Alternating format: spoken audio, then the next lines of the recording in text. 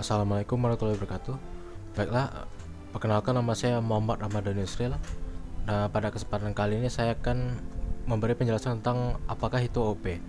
OP merupakan singkatan dari Object Oriented Programming. Nah, pemrograman prosedural merupakan tentang menulis prosedur atau fungsi yang melakukan operasi pada data. Nah, sedangkan pemrograman berorientasi objek atau OP merupakan tentang membuat objek yang berisi data dan fungsi. Nah, berikut adalah merupakan keunggulan OOP dibandingkan pemrograman prosedural. Bisa kalian lihat sendiri ini. Nah, selanjutnya itu apa itu kelas dan objek. Nah, di sini ada ilustrasi untuk melihat perbedaan antara kelas dan objek. Nah, di sini pada kelas buah ini terdapat objeknya yaitu apel, pisang, dan buah mangga. Objek yaitu jenis dari buah tersebut. Nah, kelas dan objek itu merupakan dua aspek utama dari pemrograman berorientasi objek atau OOP. Nah, selanjutnya yaitu kita masuk lebih dalam mengenai kelas dan objek. Nah, anggaplah pada kasus ini kita memiliki kelas bernama buah. Nah, buah ini dapat memiliki properti seperti warna, nama, berat, dan lain-lain. Nah, kita dapat mendefinisikan variabel seperti $nama atau color atau weight untuk menyimpan nilai properti ini. Nah, selanjutnya itu kita tentukan kelas ya. Nah, kelas ini didefinisikan menggunakan kelas. Nah, kemudian diikuti dengan nama kelas sepanjang dari huruf kurawal. Nah, contoh sintaksnya ialah seperti ini. Kelas fruit atau kelas buah. Nah, kemudian kodenya dari di bawah ini. Di bawah ini pada contoh ini dideklarasikan kelas bernama buah yang terdiri dari dua properti, yaitu nama dan color. Nah, dua metode ada dua, yaitu setName kemudian getName untuk menyetel dan mendapatkan properti dari nama ini. Nah, contohnya ialah seperti ini. Bisa kalian lihat dan coba sendiri di web ini. Nah, selanjutnya yaitu OP konstruktor. Nah, konstruktor memungkinkan Anda untuk menginisialisasi objek setelah objek itu dibuat. Nah, jika Anda membuat sebuah konstruk, PHP akan secara otomatis memanggil fungsi ini di saat Anda membuat objek dari sebuah kelas. Nah, selanjutnya itu perhatikan bahwa fungsi konstruk dimulai dengan dua garis bawah atau seperti ini ya. Nah, ini contohnya. Nah, kita lihat pada contoh di bawah ini bahwa menggunakan konstruktor menyelamatkan kita dari pemanggilan metode setName yang mengurangi jumlah kode. Nah, contohnya adalah seperti ini. Kita coba saja ya. Nah, kita run, kemudian kita tunggu dulu. Nah, dia akan menampilkan apple karena di sini kita memanggil variabel apple, kemudian new kita masukkan kelas fruit, kemudian dalam kurung apple ini. Kemudian kita panggil apple, kemudian kita menggunakan perintah function dari getName ini, maka dia akan menampilkan apple. Nah, selanjutnya yaitu destruktor. Destruktor dipanggil ketika objek dirusak atau script dihentikan atau keluar. Nah, jika Anda membuat sebuah fungsi destruct, PHP akan secara otomatis memanggil fungsi ini di akhir script. Nah, perhatikan bahwa fungsi destruct ini dimulai dengan dua garis bawah. Contoh di bawah ini memiliki fungsi construct yang dipanggil secara otomatis saat Anda membuat objek dari kelas, dan fungsi destruct ini yang dipanggil secara otomatis di akhir script. Nah, contohnya seperti ini. Kita coba.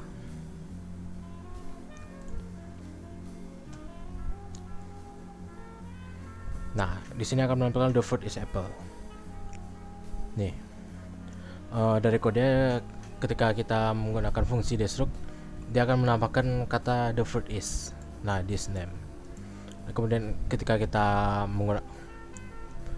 memanggil variable apple ini, kemudian akan tampil seperti ini, the fruit is apple. Nah, selanjutnya itu mengubah akses dari OOP ini atau OOP pengubah akses. Properti dan metode yang dapat memiliki pengubah akses yang dapat mengontrol di mana mereka dapat diakses. Nah, dalam pengubah akses ini ada tiga, terbagi menjadi tiga, yaitu public, protected, dan private. Nah, untuk public Properti atau metode yang dapat diakses dari mana saja, ini default. Maksudnya ialah ketika kelas itu masuk dalam kategori public, dia bisa diakses dari mana saja. Kemudian untuk protected, properti atau metode yang dapat diakses dalam kelas ini, dalam kelas dan oleh kelas diturunkan dari kelas ini. Jadi kelas turunan dari yang menggunakan view protected ini masih bisa kita gunakan. Nah, selanjutnya untuk private, properti atau metode hanya dapat diakses yang ada di dalam kelas. Nah, ini contohnya ya.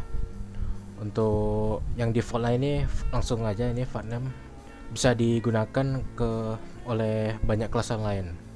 Nah, untuk protected ini hanya bisa digunakan oleh, seperti pengertian ini, hanya bisa diakses dalam kelas yang diturunkan dari kelas itu. Nah, untuk private ini hanya digunakan pada kelas, hanya bisa digunakan pada kelas fruit ini saja. Yaitu inheritance. Nah, apa itu inheritance dalam OOP? Inheritance dalam OOP merupakan ketika suatu kelas berasal dari kelas lain. Ketika child akan mewarisi semua properti dan metode publik dan dilindungi dari kelas induk. Nah, selain itu, ia dapat memiliki properti dan metodenya sendiri. Kelas warisan didefinisikan dengan menggunakan extend atau menggunakan kartu C extend. Nah, dapat dilihat di contoh ini.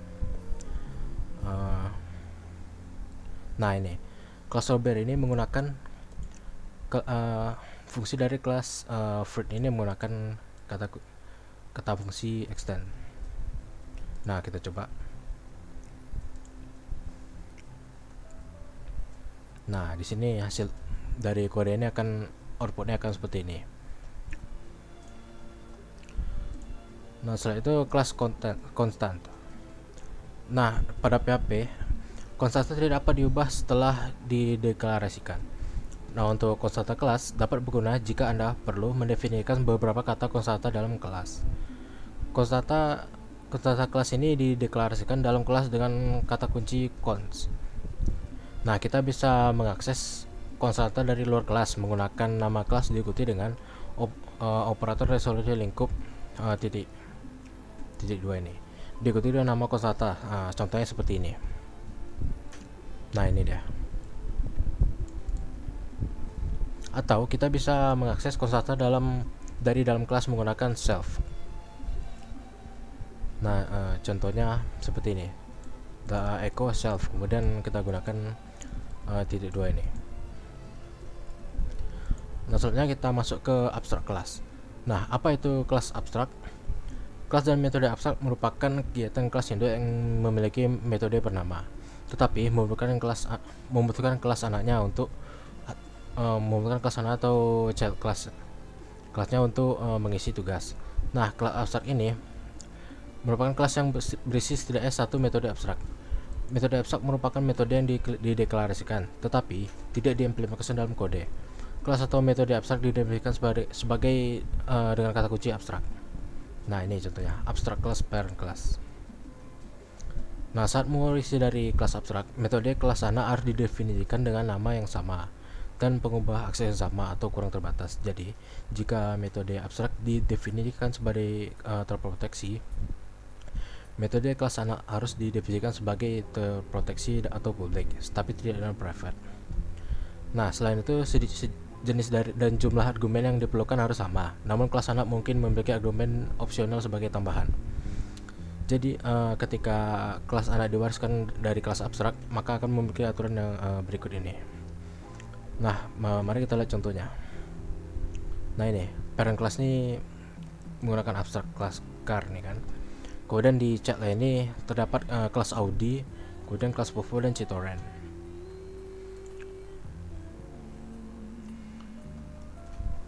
Nah, ketika di run maka akan menampilkan hasil seperti ini.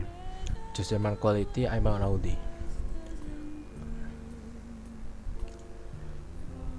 Nah, selanjutnya itu interface. Nah, apa itu interface? Interface memungkinkan Anda untuk menentukan metode apa yang harus diterapkan di kelas. Interface memudahkan untuk menggunakan berbagai kelas yang berbeda dengan cara yang sama. Seperti ketika satu atau lebih kelas menggunakan antarmuka yang sama, ini disebut sebagai polymorphisme. Nah, antarmuka ini atau interface dideklarasikan dengan kata kunci interface. Nah, ini contoh sintaks ya. Nah, apa perbedaan antarmuka dengan abstrak yang tadi? Antarmuka mirip dengan kelas abstrak. Nah, perbedaannya itu ialah seperti antarmuka tidak bisa memiliki properti, sedangkan kelas abstrak bisa. Nah, untuk yang kedua yaitu metode antarmuka harus bersifat publik, sedangkan abstrak bersifat dilindungi atau bisa juga publik. Nah, semua metode dalam antarmuka bersifat abstrak sehingga tidak dapat diimplementasikan dalam kode dan kata kunci abstrak tidak diperlukan. Nah, untuk kelasnya dapat mengimplementasikan antarmuka sambil mewarisi dari kelas lain pada saat yang sama. Nah, selanjutnya itu traits atau sifat. PHP hanya dilindungi pendukung pewarisan tunggal. Kelas anak hanya dapat mewarisi satu dari orang tua tunggal. Jadi, bagaimana jika suatu kelas belum mewarisi perilaku? Nah, sifat OOP ini atau tadi memecahkan masalah ini. Nah, untuk ciri-ciri yang digunakan untuk mendeklarasikan metode ini dapat digunakan banyak di kelas. Ciri-cirinya yaitu dapat memiliki metode dan metode abstrak yang dapat digunakan di banyak kelas. Nah, dalam metode tersebut dapat memiliki pengubah akses apapun, mau publik, pribadi ataupun private. Nah, sifat ini dinyatakan dengan kata kunci thread. Nah, ini sintaks thread. Nah, untuk menekan sifat di kelas ini gunakan use dengan kata kunci use. Nah, ini di kelas my class kita gunakan kata kunci use untuk thread nih. Nah, ini contohnya. Nah, selanjutnya yaitu metode statis. Nah, metode statis ini dapat dipanggil secara langsung tanpa membuat instance kelas terlebih dahulu. Nah, metode statis dideklarasikan dengan kata kunci static. Nah, ini contoh sintaknya. Nah, untuk mengakses metode statis digunakan nama kelas _2 ganda dan nama metode. Nah, contohnya seperti ini. Ini nama kelasnya, kemudian gunakan _2, kemudian static method. Nah, marilah inilah contohnya. Ketika kita gunakan greeting ini, maka akan menampilkan ini hello world. Nah, untuk lebih lanjutnya bisa kalian lihat lagi di website ini. Nah, untuk properti statis dapat dipanggil secara langsung tanpa membuat instance kelas, sama seperti metode statis. Nah, untuk properti statis ini dideklarasikan dengan kata kunci static. Nah, ini contoh sintaknya. Nah, untuk mengakses properti statis gunakan nama kelas _2 ganda dan nama properti seperti yang metode statis tadi. Nah, ini contohnya. Selanjutnya yaitu namespace. Namespace merupakan kualifikasi yang memecahkan dua masalah berbeda. Seperti contohnya ini, mereka memungkinkan organisasi yang lebih baik untuk mengelompokkan kelas yang bekerja sama untuk melakukan tugas. Nah, yang kedua yaitu mereka mengizinkan nama yang sama digunakan untuk lebih dari satu kelas. Misalnya, Anda mungkin memiliki satu set kelas yang mendeskripsikan tabel HTML seperti tabel, baris, dan sel. Sementara memiliki satu set kelas lain untuk mendeskripsikan furnitur seperti meja, kursi, dan tempat tidur. Nah, untuk mendeklarasikan namespace menggunakan kata kunci namespace. Contoh sintaksnya seperti ini. Nah, untuk deklarasi namespace harus menjadi hal pertama dalam file PHP. Nah, contoh berikut ini merupakan tidak valid karena namespace ini harusnya berada di bawah PHP ini. Kemudian echo ini berada di namespace ini. Konstanta kelas dalam fungsi yang dideklarasikan dalam file ini akan menjadi milik namespace HTML. Nah, contohnya ya seperti ini. Nah, yang terakhir yaitu iterables. Nah, apa itu iterables? Iterables merupakan nilai apapun yang dapat di loop melalui for each.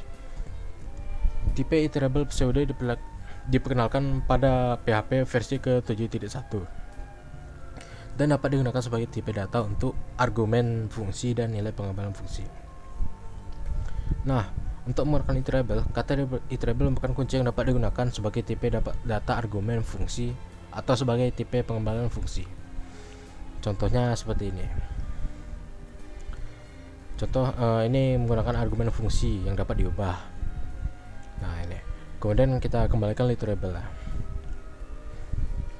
Nah sekian saja pada kesempatan kali ini. Maaf apabila ada kesalahan kata atau kurang. Untuk material lebih jelas dan lebih bagus lagi, bisa kalian lihat di website Way3 School ini. Untuk linknya akan saya taruh di deskripsi. Terima kasih. Assalamualaikum warahmatullahi wabarakatuh.